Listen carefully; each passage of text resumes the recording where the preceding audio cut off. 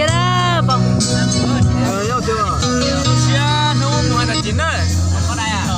Có luôn. Alo, hôm nay là nghe là mùng 2 tháng 9. Hôm nay là anh em là Nhậu phải là đừng có nhậu buồn. hôm nay là lẽ là bồi rêu luôn á. Cái đó là YouTube đấy. YouTube luôn á. Đó. Sao mà biết đi thế lo thế? Đó, đây, chốc qua. Anh em đến đây anh quá. Mới ra là thị trường này. Trâm anh. Hai lần chỗ tại đây nó mà hai tận chuyện rồi thì nó cũng đâu. Nó phải chơi Là đây mà hô không có nhìn là. Xong rồi. Chơi cho. Con đừng có tỏ. Muốn là chưa muốn chơi là sao thôi cho mình thôi. Bán quẩy không gì á. Ê có cái một trẻ. Coi nè. Ê cha có mình tôi có một tổ tiếp bắt thả lui à. Thế lên trong. Nha. Hôm nay là xin chào anh em nhá. Đó là hôm nay là anh em ra mời tham chiến. Thì anh em là đi trong khu dân cư, anh em ăn nhậu vui nhá. Đó là tất cả là có đầy đủ đây nha, anh em đông lắm nha. Ai biết là đến nha, không đi đừng có đến nha. Đó là đông lắm, đây anh em đông lắm. Đó. Nha, anh em đông đại này.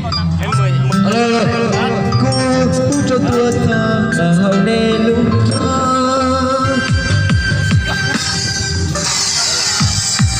lúa đó, lúa của mình á. Nhảy lên mấy em, nhảy lên. Xuống sông lên một cái.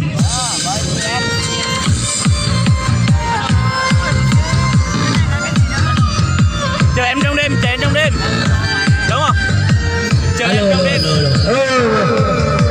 Nhảy lên bạn. Nhảy lên bạn, nhảy lên. Bạn. Nhảy lên cho nó đẹp. Nhảy lên cho đẹp. Đó. một mình anh trong đêm thâu ngắm bầu trời lung linh ánh sao lòng anh thay nhớ em như thơ mình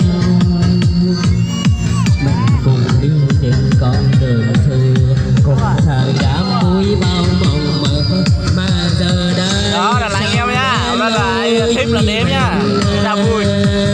Hôm nay là 129 thì anh em cũng đi ca vui vẻ trong du lịch nha, trong khu du lịch. Lòng xe xa trong ra ba anh nhớ em đôi hàng mi anh mong lệ rơi mùa đông sang giá ban đời ơi anh mua thêm xe tăng mang đi mẹ trong đó có tiếng của em mẹ trong đó có tiếng em về anh dần thành ngỡ như em đã về gần ai một lần nữa nước mắt lại rơi một lần nữa không thấy em về anh lại buồn quay ngỡ ngơ chờ em.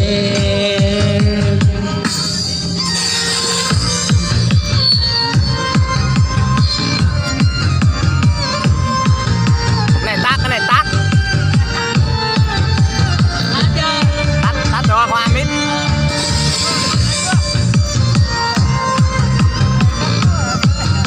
Em ơi lên Không có, này tắt rồi không có. một nhánh trong đêm thâu bầu trời lung linh ánh sao lòng anh thấy nhớ em cỡ nào mình cùng đi trên con cùng xây đắp với bao mộng mơ mà giờ đây xa trên tình nhà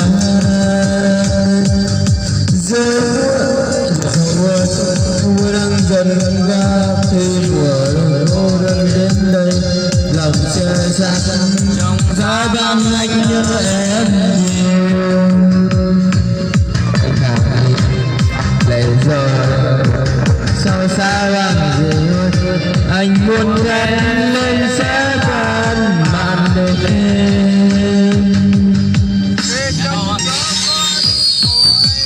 về trong đêm ước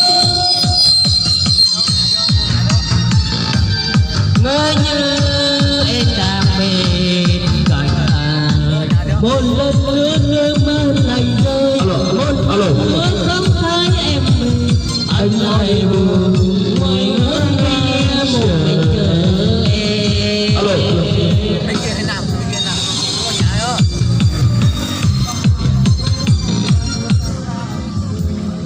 Bây giờ đâu có nhà đâu à? Đúng rồi. À, tròn tròn ca đây Đây là chưa phát được đây.